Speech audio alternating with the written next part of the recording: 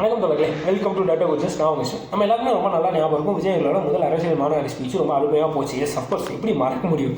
அவ்வளோ பெரிய நடிகர் தன்னோட கெரியரோட பீக்கில் பல சூப்பர் ஹிட் மூவிஸை கொடுத்துட்டு இருந்த நேரத்தில் எனக்கு இவ்வளோ பெரிய காசு வேணாம், சினிமா வேணாம் அப்படின்னு எல்லாத்தையும் உதவி தள்ளிட்டு என் படத்தை காசு கொடுத்து டிக்கெட் வாங்கி பார்க்கக்கூடிய ரசிகரோட லைஃப் நல்லா இல்லை, அவன் வாழ்க்கை நல்லா இருக்கணும், அவனோட நலன் கருதி என் பதவி பசிக்காக அவனோட பசிக்காக நான் சிஎம்மானாதான் உண்டு அப்படின்ற சேவை மனப்பான்மையில் வந்து அரசியல் கட்சியை தொடங்கி மாநாடை போட்டு மேடை ஏறி ஸ்பீச்சு ஆற்றினார். அதில் நிறைய விஷயங்களை வந்து மக்கள் மறந்துருந்தாலும் 2 ஹிலேரியஸான காமெடி பண்ணார். ஒன்று பாயாசமானு சொன்னதும் சரி, இன்னொரு விஷயம் வந்து ஒற்றுமையாக இருக்கிற மனுஷங்களுக்கு நடுவில் சிறுபான்மை பெரும்பான்மைன்னு சொல்லி பூச்சாண்டி காட்டுறீங்களா அப்படின்னு பண்ண ஹைலைட்டான 2 பாயிண்ட்ஸ் வந்து மக்கள் மறக்கவே வாய்ப்பு இல்லை. அப்படிப்பட்ட ஒரு ஸ்பீச்.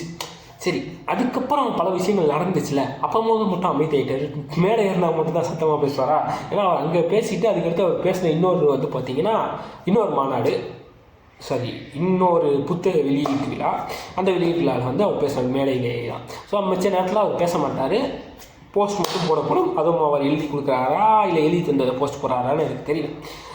ஏன் அவர் அமைதியாக இருக்கிற நான் ஹைலைட் பண்ணி பேசிகிட்டு இருக்கேன்னா, ஆல்ரெடி கேள்வி கேட்டுட்டேன். ஏன்னா ஐயம் சாரி ஐயப்பா அப்படின்ற பாடல் பெரியாரின் கொள்கைப்படி பெண் உரிமைக்காகவும் ஆலய நுழைவுக்காகவும் பாடப்பட்ட ஒரு பாடல். அந்த பாடலை யூஸ் பண்ணி அதை பாடி ஒரு கிறிஸ்துவர்ன்ற ஒரு பொய் பிரச்சாரத்தை வச்சு கிறிஸ்துவர்கள் இந்துக்களுக்கு எதிராக பாட்டு பாடுறாங்க அப்படின்ற ப்ரொபகேண்டாவை சிறுபான்மையினருக்கு எதிராக இங்கே சில சங்கி கூட்டங்களும் மீடியாஸும் பண்ணிக்கிட்டு இருந்த நேரத்தில் மௌனம் காத்தீர்களே, எதற்கு? அந்த நேரத்தில் வாயை தொடர்ந்து பேசியிருக்கலாம்ல, பேசலை அப்படின்னு நான் கேள்வி கேட்டேன். அப்புறம் தான் என் நண்பன் ஒருத்தன் என்கிட்ட கேட்டான், ஏன்டா அவர் பேரே ஜோசப் விஜய்னு வச்சு இவனுங்க ஹெச்ராஜா அரசியல் பண்ணப்பயே அமைதியாக தானே இருந்தார், இப்போ மட்டும் பேசுவார்னு அவர் மேலே நீ எப்படி எதிர்பார்க்கலாம்? ஒரு எதிர்பார்ப்பு கொஞ்சமாச்சும் நியாயம் இருக்கா அப்படின்னு கேட்டான். ஆமாம் இல்லை அப்படின்றதான் எனக்கு தோணுச்சு. அவர் அப்போ மட்டும் அமைதியாக இல்லை, அவர் சார்ந்த விஷயங்களே தொடர்ந்து நடக்குது, அப்பயும் அவர் அமைதியாக இருக்கிறாரு அப்படின்றது தான் எனக்கும் புரிஞ்சுது. அதே மாதிரி அவர் சார்ந்த இன்னொரு விஷயம், அவரோட நெருங்கிய தோழி கீர்த்தி சுரேஷ் அவங்களோட கல்யாணம். அதை பற்றின ஒரு நியூஸ் வெளியே வருது. ரொம்ப அழகான ஒரு ஃபோட்டோ, அவங்க வானத்தை பார்த்துட்டு இருக்க மாதிரி ஒரு சோஷியல் மீடியாவில் போஸ்ட் போட்டு கீழே அவர் யார், அவர் பேர் என்ன அப்படின்றதெல்லாம் போட்டு ரொம்ப அழகாக போஸ்ட் பண்ணியிருந்தாங்க. அதுக்கப்புறம் அவங்க கோவாவில் கல்யாணம் பண்ணிக்க போகிறாங்க. அவர் பேர் ஆண்டனி அப்படின்றலாம் நியூஸ் வெளியே வந்த உடனே ஆண்டனி கோவா கல்யாணம் சர்ச்சில். அப்போ கீர்த்தி சுரேஷ் கிறிஸ்துவராக கன்வெர்ட் ஆனாங்க அப்படின்ட்டு டைம்ஸ் ஆஃப் இந்தியாவாக இருக்கட்டும், இந்தியா டுடேவாக இருக்கட்டும், அதுக்கப்புறம் வேறு என்ன இவனுங்க ஒன் இந்தியான்னு ஒரு சங்கி மீடியா, ஹிந்து பேப்பரு, எல்லாருமே அந்த தான் நியூஸாக போட்டு கீர்த்தி சுரேஷ் வந்து இந்த சர்ச்சில் கல்யாணம் பண்ண போகிறாங்க, கிறிஸ்துவராக கன்வெர்ட் ஆக போகிறாங்க, மதம் மாறுகிறாரா, ஒரு கிறிஸ்துவர் வந்து இந்து பெண்ணை காதலித்து கிறிஸ்துவராக கன்வெர்ட் பண்ணிக்கிறாரா அப்படின்ற மாதிரி நியூஸை வந்து ஸ்ப்ரெட் பண்ணிக்கிட்டு இருந்தாங்க. இப்படி தான் நடந்துக்கிட்டு இருந்துச்சு. அந்த நேரத்துலையும் அவர் அமைதியாக தான் இருந்தார். நானும் என்ன நினச்சேன்னா, எல்லோரும் இவ்வளோ உறுதியாக சொல்கிறாங்களே, அப்போ கன்ஃபார்ம் கீர்த்தி சுரேஷ் வந்து ஒரு ஒயிட் கவுன் போட்டு சர்ச்சில் அவர் கையை போட்டுக்கிட்டு நடந்து வந்து மோதிரம் மாற்றி கல்யாணம் பண்ணிக்க போகிறாங்க அப்படின்னு நினச்சிக்கிட்டு இருந்தா கல்யாணம் ஃபோட்டோ வருது. அது ஆண்டனி வேஷ்டி கட்டிக்கிட்டு மேலே குண்டு போட்டுக்கிட்டு நாமெல்லாம் போட்டுட்டு தாலி எடுத்து கட்டிக்கிட்டு இருக்காரு. என்னடா அப்போ இந்த நியூஸ் மீடியாலாம் அந்த நியூஸை பேக்கப் வாங்குவாங்களா இல்லை நாங்கள் தப்பாக நியூஸ் போட்டாங்கலாம் சொல்லுவோன்னு பார்த்தா அதான் அவங்களுக்கு வழக்கமே கிடையாதுல்ல. அவனுக்கு இப்படி தான் பண்ணுவானுங்கல்ல. இன்னொன்று, இவங்க பேர் என்ன, சாய் பல்லவி, அவங்க வந்து காரி துப்புன பிறகும் விகடன் இப்போ வரைக்கும் அந்த போஸ்ட்டை டெலீட் பண்ணாமல் தான் இருக்கான். ஸோ அவனுங்களோட வழக்கம் அப்படி தான் இருக்கும், அவனுங்க பண்ண மாட்டாங்கன்னு நமக்கு தெரியும். அந்த சாய் பல்லவி நியூஸுக்கு அப்புறமா வருவோம். இதில் நான் அதுக்கப்புறம் அந்த நியூஸை கொஞ்சம் எக்ஸ்ட்ரா அந்த கிளிப்ஸ்லாம் எடுப்போன்ட்டு கூகுள் சர்ச் பண்ணும் போது தான் எனக்கு இன்னொரு நியூஸ் கண்டுபட்டுச்சு. நமக்கு தான் நவம்பர் 27 தெரியும், கேரளாவில் முன்னாடியே தெரியும் போல். நவம்பர் 20, அதாவது நவம்பர் 19 தெரியும் தான்.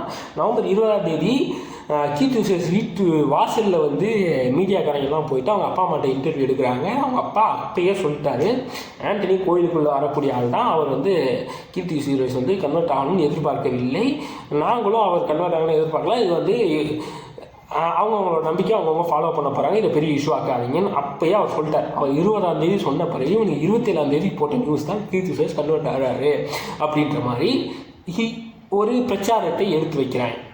நான் இங்கே விஜய் பேசணும்லாம் சொல்லலை, இந்த மீடியா இப்படி தான் இருக்குது. இங்கே சிறுபான்மையினருக்கு எதிராக தொடர்ந்து வெறுப்பு பிரச்சாரமோ இல்லை அவங்கள ஏதாச்சும் அட்டாக் பண்ணுற மாதிரி ஒரு நியூஸோ இங்கே தொடர்ந்து வந்துக்கிட்டு தான் இருக்குது. அப்போ அதை அட்ரஸ் பண்ணி சிறுபான்மையினர் நலன் கருதி சில பாலிசிஸை கவர்மெண்ட் டெவலப் பண்ணுதான், அதை பிரித்து வைக்கிறதுன்னு இல்லை. அவங்களோட பாதுகாப்பையும் அவங்களோட நம்பிக்கையும் அவங்களோட தினசரி வாழ்வியலையும் எந்த ஒரு பிரச்சனையும் வராமல் பாதுகாக்க வேண்டியது இந்த கவர்மெண்ட்டோட கடமை. ஏன்னா அவங்களும் இந்த சிட்டிசன்ஸ் தான், அவங்களும் இங்கே ஓட்டு போடுறாங்க, அவங்களும் டேக்ஸ் கட்டுறாங்க, அவங்களுக்கான நலனையும் இந்த கவர்மெண்ட் கை எடுத்துக்க வேண்டியது அவங்களோட கடமை. ஸோ இந்த நலன் கருதி செயல்படுறது பிரித்து வைக்கிறது கிடையாது. இன்னொரு விஷயம் பார்த்தீங்கன்னா, ஆப்போசிட்டாக நியூஸ் வரவே வராது. இப்போ இதே இந்த நியூஸில் பார்த்தீங்கன்னா ஒரு கிறிஸ்துவரை வந்து காதலித்து இந்துவாக கன்வெர்ட் பண்ணி விட்டார் கீர்த்தி சுரேஷ் அப்படின்னு அந்த ஃபோட்டோ வச்சு அவனாச்சும் ஏதாச்சும் போட்டானா? போட மாட்டான், பண்ண மாட்டான். அவனுக்கு இவங்க மேலே தான் விருப்பம் கேட்கணும், இது ஆப்போசிட்டாக வந்துடக்கூடாது. இன்னும் ஒரு சைடு போனால் நம்ம ஒரு இத்தனை வருஷமாக ஒரு விஷயங்கள்லாம் தீட்டினாமே இது வந்து கேவலம், அசிங்கம், இந்த மாதிரி பண்ணக்கூடாது, ஒரு தனி மனிதனோட உரிமைகள் மேலே இப்படி கை வைக்கக்கூடாது அப்படின்றதான் கொள்கை ரீதியாக மக்களுக்கு ப்ரீச் பண்ணி நம்ம அதை சொல்லி கொடுத்துட்ருக்க நேரத்தில் விகடன் என்ன பண்ணுறாங்க, சாய் பல்லவி வந்து ராமாயணத்தில் நடிக்கிறாங்க அப்படின்ற ஒரு காரணத்துக்காக நான்வெஜ்ஜே சாப்பிட்றதில்ல. இன்னும் சொல்லப்போனால் ஹோட்டல் சாப்பாடு கூட வெஜிடேரியன் சாப்பாடுனா நான் சாப்பிட மாட்டேன், இங்கே கூட எனக்கு சமைச்சு தர வேணாம், நான் வீட்டிலேருந்தே சமையல்காரன் எனக்கு தனியாக கூப்பிட்டு வந்து அவங்க எனக்கு ரொம்ப சுத்தமாக பரிசுத்தமான சாப்பாடு செஞ்சு கொடுப்பாங்க, அதை மட்டும்தான் நான் சாப்பிடுவேன் அப்படின்ற மாதிரி ஒரு பொய் நியூஸை வந்து விகடன் பரப்பாங்க. இது ஃபேக்குன்ட்டு சாய் பல்லவி காரி துப்பிட்டாங்க. ஏன்னா சாய் பல்லவியோட பல இன்டர்வியூஸ் தெரிஞ்சுக்கோ, அவங்க நார்மலாகவே வெஜிடேரியன்னா அவங்க நான்வெஜ் சாப்பிட மாட்டாங்க. அண்ட் இது இப்போ அவங்க சொன்னதெல்லாம் பார்த்தீங்கன்னா யுவாக்கள்லாம் சமைச்சதை வந்து நாங்கள்லாம் சாப்பிடக்கூடாது, அதுவும் சீத்தையாக நடிக்கிறேன் நான் சாப்பிட்லாமா அப்படின்ற மாதிரி ஒரு டோனில் வந்து அவன் விகடன் பண்ணிட்டு இருக்கிறான். ஸோ இந்த தீட்டாமையை க்ளோரிஃபை பண்ணி இந்து மதத்தில் இருக்க நம்பிக்கையை க்ளோரிஃபை பண்ணி வேணால் மீடியா என்றைக்குமே எழுதுவாங்களே தவிர இந்த மாதிரி ஹிந்து ஒருத்தரை ஏமாற்றி லவ் பண்ணி அவங்கள கன்வெர்ட் பண்ணிட்டாங்க அப்படின்ற மாதிரி ஒரு நியூஸ் கூட எழுத மாட்டான். அதுதான் இங்கே இருக்க நிலைமை. ஸோ அதனால தான் இங்கே சிறுபான்மையினர்களுக்கு தனி கவனம் கொடுக்கப்படுது. அதை வந்து இங்கே அட்ரஸ் பண்ண வேண்டியது இருக்குது. நன்றி, வணக்கம். வீடியோ வந்து பிடிச்சிருந்துச்சா லைக் பண்ணுங்கள், ஷேர் பண்ணுங்கள், கமெண்ட் பண்ணுங்கள். எஸ், மைக் இஷ்யூஸ் இருக்குது, அது கொஞ்சம் இந்த ஸ்டுடியோ ரெடி பண்ணுறதுக்கு டைம் இல்லை, காசு இல்லை. ஸோ அது வரைக்கும் கொஞ்சம் அட்ஜஸ்ட் பண்ணிக்கோங்க. சப்ஸ்கிரைப் பண்ணிட்டு உங்கள் ஃப்ரெண்ட்ஸோடு ஷேர் பண்ணுங்கள்.